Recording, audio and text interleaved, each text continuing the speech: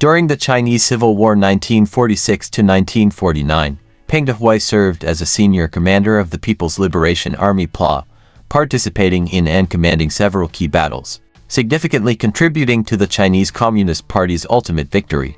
1. Suiyuan Campaign May–October 1946. The Kuomintang KMT attempted to seize control of the Suiyuan region.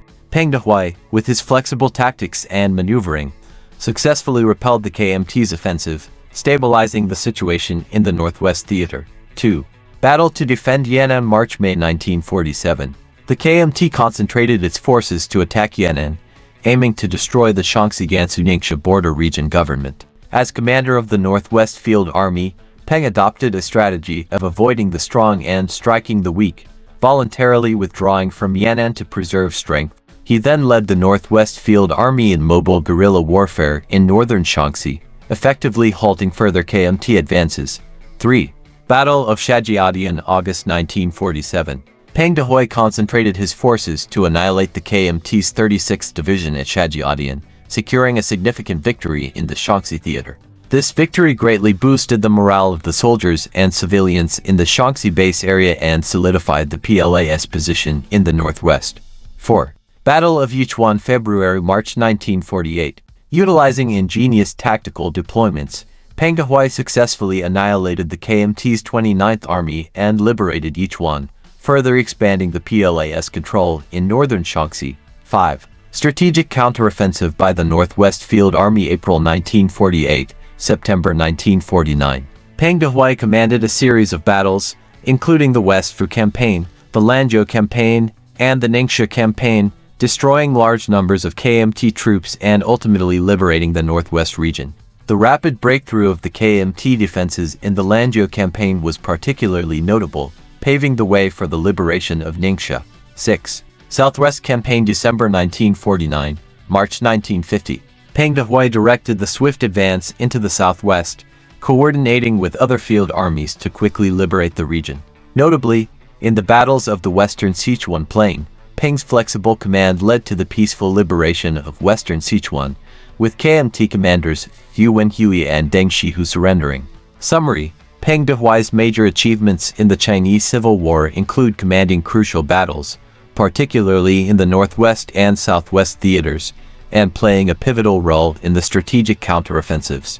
His adept use of flexible tactics, decisive leadership, and successful destruction and demoralization of enemy forces expanded the PLA's control, contributing significantly to the overall success of the revolution. Peng's military prowess and leadership were vital to securing victory in the Chinese Civil War. During the Korean War 1950–1953, Peng Dehuai served as the commander and political commissar of the Chinese People's Volunteer Army, leading the Chinese forces and the Korean People's Army in a series of major battles, ultimately stabilizing the Korean peninsula. 1. First Campaign, October 25–November 5, 1950. As the Chinese Volunteer Army entered Korea, UN forces had advanced into northern Korea, nearing the China-North Korea border. Peng Dehuai directed the Chinese forces to adopt a strategy of concentrating forces for annihilation, successfully ambushing and repelling UN forces, and initially halting their northward advance. 2. Second Campaign, November 25–December 24, 1950. Following the failure of the UN forces' offensive, Peng Dehuai implemented a strategy of luring the enemy deeper and launched a large-scale counteroffensive, encircling and defeating the enemy. The campaign's decisive victory drove the UN forces south of the 38th parallel, liberating Pyongyang. 3. Third Campaign, December 31, 1950, January 8, 1951. Peng Dehuai directed a full-scale attack, breaching UN defensive lines, capturing Seoul, and advancing south, expanding the gains. 4. Fourth Campaign, January 25, April 21, 1951. Facing a counterattack by UN forces aiming to retake Seoul, Peng Dehuai commanded the Chinese forces to hold defensive positions near the 38th parallel, employing a combination of positional defense and mobile warfare. This successfully thwarted the enemy's plans, stabilizing the front. 5. Fifth Campaign, April 22, June 10, 1951. Peng Dehuai led a two-pronged attack, attempting to encircle the enemy. Although the initial success was significant, The front lines eventually stabilized near the 38th parallel due to strong enemy resistance. 6. Trench warfare period June 1951, July 1953.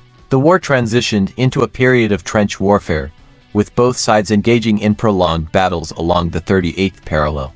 Peng Dehuai directed the Chinese forces to conduct stubborn defense and counterattacks while strengthening logistics and equipment, ensuring sustained combat capabilities. The Battle of Triangle Hill and other key engagements showcased the Chinese forces' resilience. 7. Armistice negotiations and signing July 27, 1953. As the war stalemated, negotiations began.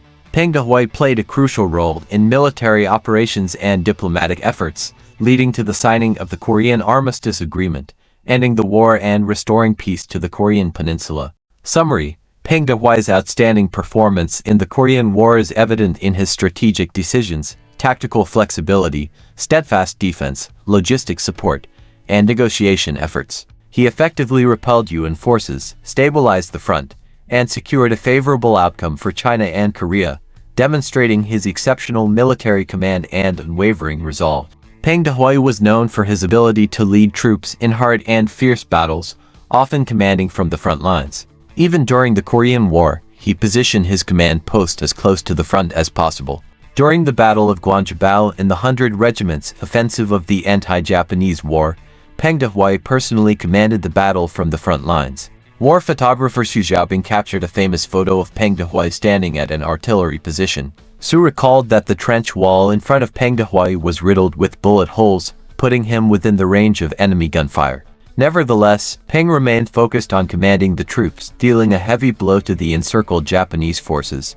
Peng Dehuai was considered a lucky general, having fought in numerous battles without sustaining severe injuries. The only time he was injured occurred during the Third Encirclement Campaign in the Soviet area in September 1931. In the Battle of Gaoxingwei, Peng Dehuai led the assault force in a bold charge against the nationalist forces. He personally led the troops across the Gaoxing River, despite heavy enemy fire. Although he was hit, the bullet only grazed his leg, causing a superficial wound. This was Peng Dehuai's first and only gunshot wound throughout his military career.